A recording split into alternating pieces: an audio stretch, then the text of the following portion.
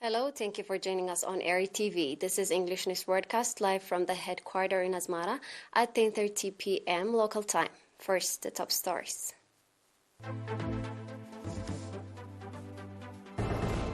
Independence cap reached southern region.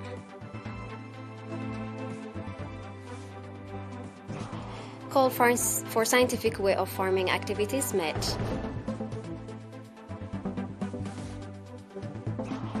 Coronation of King Charles III and Queen Camilla.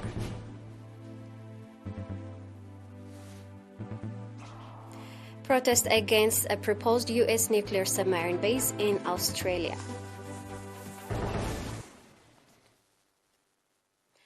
The Independence Cap that commenced its journey from the historical place in Nafa on 24th April containing sacred soil reached the southern region, concluding its trip of the southern Red Sea region.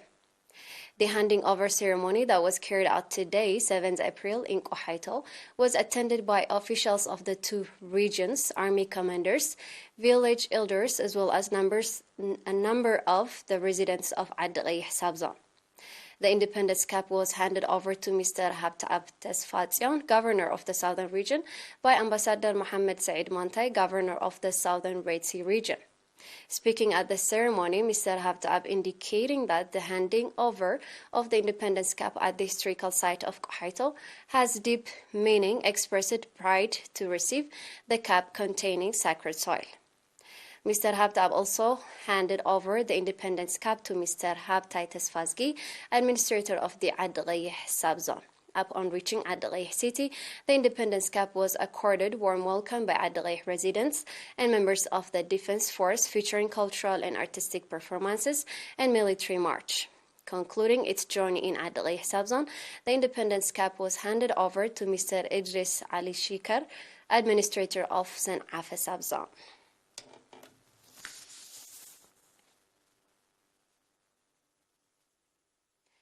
At a meeting conducted with agricultural experts in Barantu on 5th of May, call was made for carrying out scientific way of agricultural activities.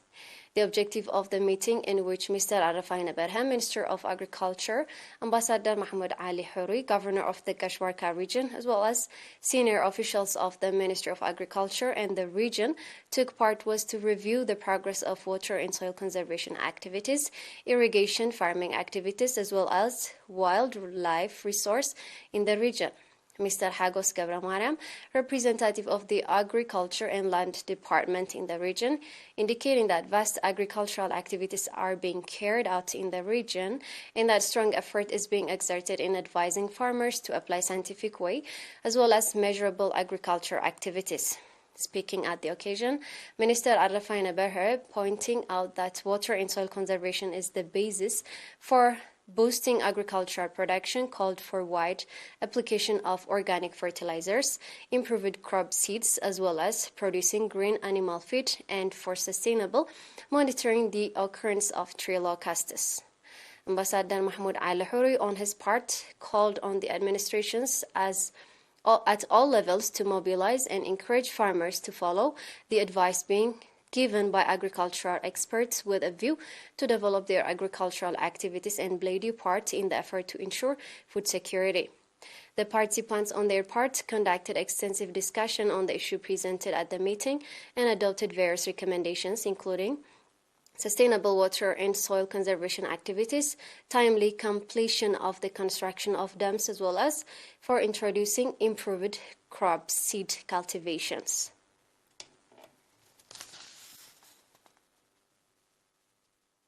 We are live on ERi-TV. Stay tuned for international news.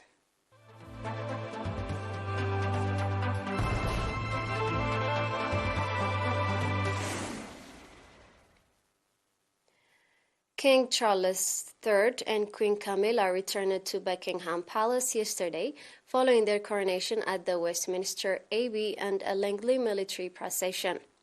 Charles succeeded his mother, Queen Elizabeth, when she died last September, and at 74, he has become the oldest British monarch to have the 360-year-old St. Edward's crown placed on his head at London's Westminster Abbey. It was watched by about 100 heads of states and dignitaries, including U.S. First Lady Jill Biden. Charles followed 40 predecessors in being crowned at the Abbey, which has staged all the coronation since William the Conqueror back in 1066. His second wife, Camilla, 75, will also be crowned during the 2-hour ceremony, which, while rooted in history, will attempt to present a forward-looking monarchy and nation.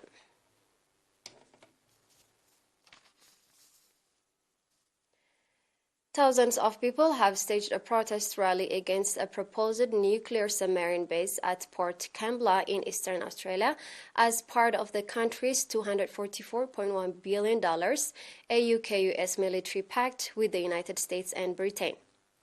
Protesters marched yesterday carrying trade union flags and banners to voice their opposition to the base in the town, which is over 100 kilometers south of Sydney. Protesters said the debate is a proxy battle for Australia's future and warned the delay in making a decision will only deter renewable energy investment in Port of Kembla. Arthur Rory, Secretary of the South Coast Labour Council and a member of the Labour Party, said the rally is a reflection of the concern in the community about the proposed East Coast nuclear submarine base. New South Wales' second-largest coal exporting port is the Ministry of Defence's favourite for a new submarine base on the East Coast. Prime Minister Anthony Albanese has defended the submarine project after two former leaders criticized the deal for its high costs, proximity, and remaining governance issues.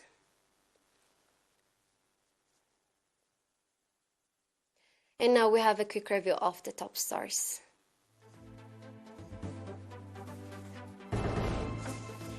Independence cap reached the southern region. Call for scientific way of farming activities made.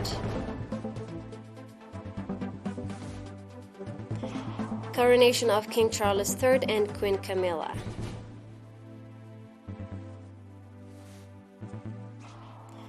Protest against a proposed U.S. nuclear submarine base in Australia.